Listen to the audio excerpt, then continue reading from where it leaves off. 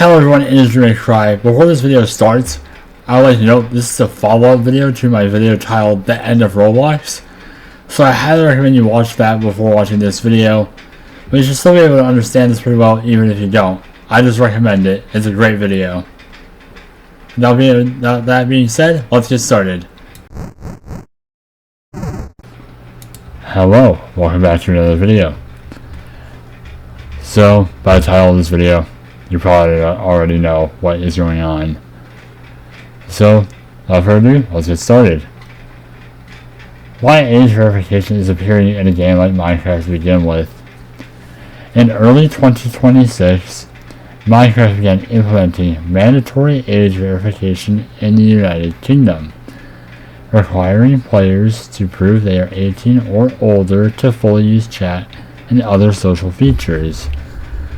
This is part of compliance with the UK's Online Safety Act, a sweeping new law intended to protect children from harmful content online by enforcing strict age checks across services that host user interaction.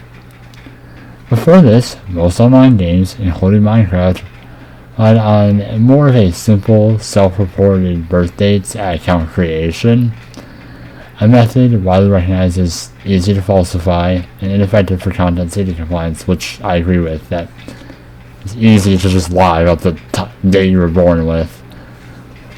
But with Roblox already deploying one of the largest age check experiments on a social gaming platform, which consists of hundreds of millions of users, the Minecraft community and the broader gaming world are watching closely and with great concern. Roblox's approach to mandatory age verification shows many of the pitfalls that may mirror or even amplify if applied to Minecraft. In Roblox's case, Roblox uses AI facial age estimation and optional photo ID uploads. However, the AI frequently misidentifies ages, placing adults in child categories and children in adult ones, a serious safety and social issue. For example, adults have been incorrectly sorted into teen brackets, children have been mistakenly labeled as adults, players have shown how to spoof the system using drawings, photos of celebrities or avatars to fool the AI. I saw this one kid draw a beard with a Sharpie marker and it rendered him as an adult, 21 plus. These failures undermine the purpose of the system. To ensure children interact only with age-appropriate peers and underscore the fundamental limitations of current AI age estimation technology. Privacy, data, and security risks. Age verification necessarily involves handling sensitive data, facial scans, ID documents, or sometimes both. Despite Roblox's claims that data is deleted after processing, privacy advocates and industry watchers warn that age checks create appealing targets for hackers. Centralized storage of verified identities or biometric data can become a honeypot for breaches, identity theft, and other cybercrime. This problem is not hypothetical. Previous breaches on other platforms have shown that even data deleted after use can be compromised if not handled correctly. Fractured communities and restricted interaction. One major player complaint on Roblox is that chat and social features have been gutted because users are segregated into narrow age communities. Many popular games and social activities on the platform depend on chat. Without it, communities shrink or just die entirely. Players have described it as restricting communication so severely that it harms the social nature of the game, and some developers say it's killing genres like roleplay games. If Minecraft were to adopt a similar group-based restriction, like age-separated chat realms, the same social fragmentation, however you say it, I can't speak, this is being recorded very late at night, could occur, Team building, cooperative play, and community servers depend heavily on free communication. Implementation failures and user frustration. Stories from Roblox users illustrate tangible problems, like botched age estimates that lock users out of chat, support systems that cannot manually fix mistakes, and younger players being forced into adult age brackets because of parental interactions or incorrect estimates. This leads to frustration, accounts being abandoned, and pushback from the community, outcomes any game developer would want to avoid at all costs. Wider social and legal implications.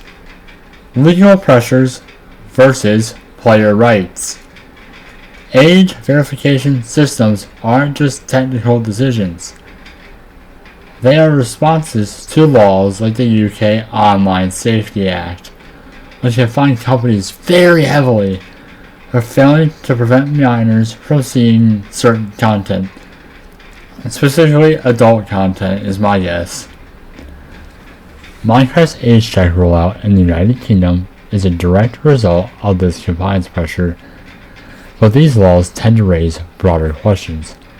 Is mandatory verification an overreach for a video game? Should a game like Minecraft, beloved across all age groups, handle personal data IDs, biometric scans for a service that isn't primarily adult content? Must games comply with adult content age checks even if they're not a social network? These questions echo digital rights debates happening globally, not just within gaming. Exclusion and access problems. Roblox's experience shows that many players either refuse to verify or are unable to, especially if they're minors who don't have official ID. As a result, they lose access to basic social features. For a game like Minecraft, where access to online worlds is fundamental, forcing age checks may unintentionally exclude legitimate players who don't want to share sensitive information or fear privacy risks. This exclusionary effect can be especially harsh for teens without government ID, children whose parents will not consent, and players in regions without standard digital identity systems.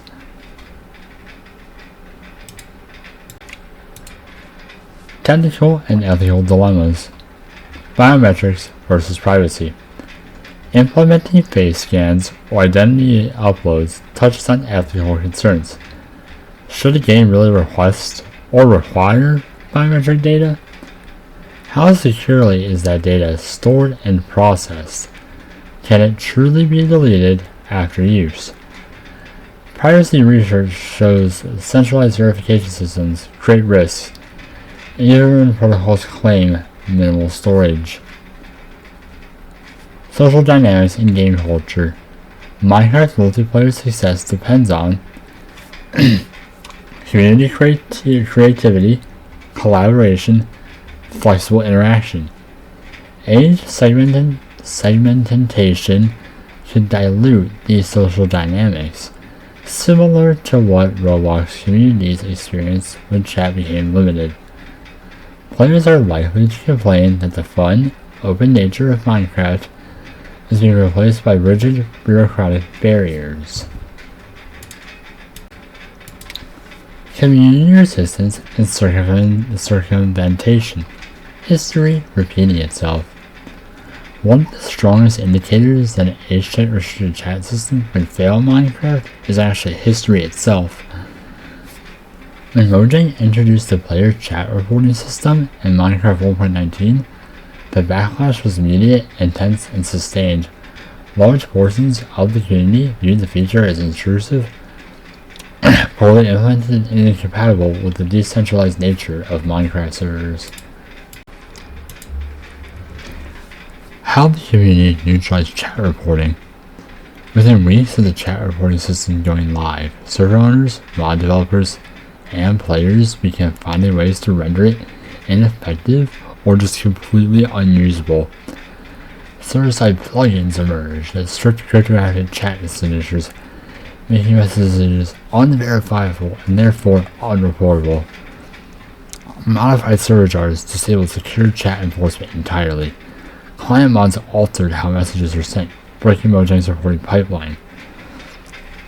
Some servers even implemented custom chat systems that bypass Minecraft's native chat altogether. Major multiplayer networks publicly stated that they would never comply with Mojang's chat reporting system, citing concerns over false bans, lack of moderation transparency, and Mojang's ability to moderate private servers that they do not own. In practice, this meant that on many popular servers, chat reporting simply does not work. Mojang's enforcement power is limited mostly to realms and compliant servers.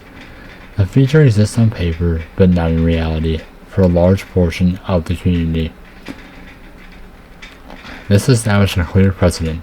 When Minecraft players dislike a system, they don't just protest, they bypass it. Now, why would age-check chat restrictions face the same fate?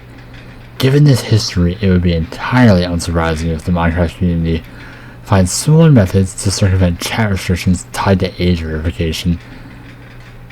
If unverified players are blocked from chat, likely outcomes include server-side overrides that re-enable chat regardless of account age status, proxy or relay chat systems operating outside of Minecraft's native infrastructure, mods that replace chat entirely using external communication layers, increased reliance on Discord bridges, where chat happens off-platform and beyond Mojang's control.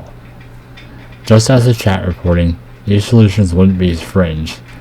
They would likely be adopted rapidly by large multiplayer servers, modded communities, and technical players who already distrust centralized moderation.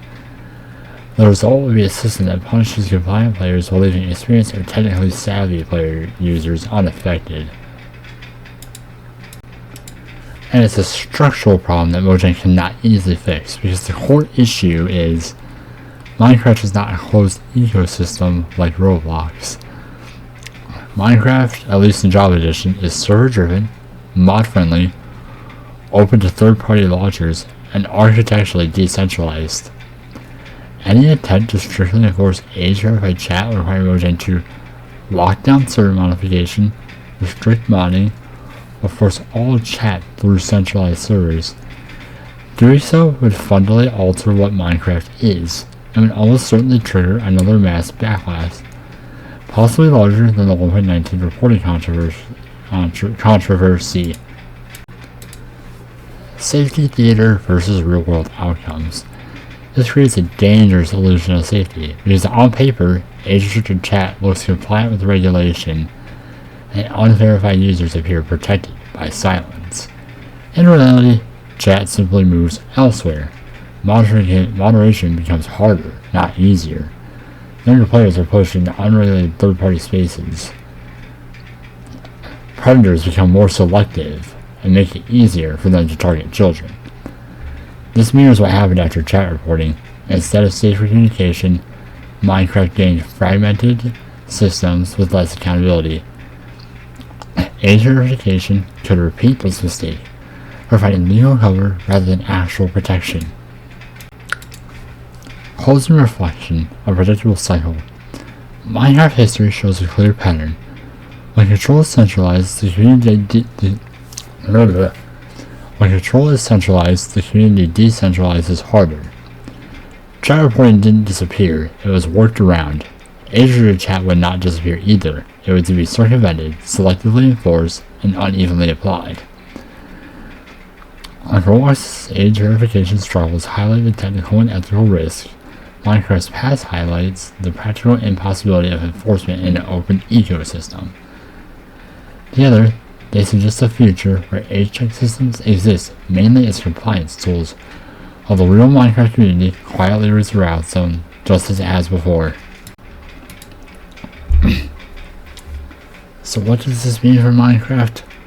While compliance with safety law is understandable, Minecraft's age verification system faces many of the same structural problems as Roblox's, such as inaccuracy of age estimation, privacy and data risk concerns, community fragmentation for restricted communication, exclusion of users who can't or won't verify, technical and ethical challenges around biometric data, and Minecraft specifically, users bypassing it. All of these are documented problems in the Roblox example, and they also apply to Minecraft's current age verification rollout in the UK. Whether Minecraft's implementation will be better designed or just another example of safety theater, which if you don't know what that is a system that looks protective but fails in practice, remains a question debated by the gaming community at large. I hope you all enjoyed this video, and I'll see you in the next one.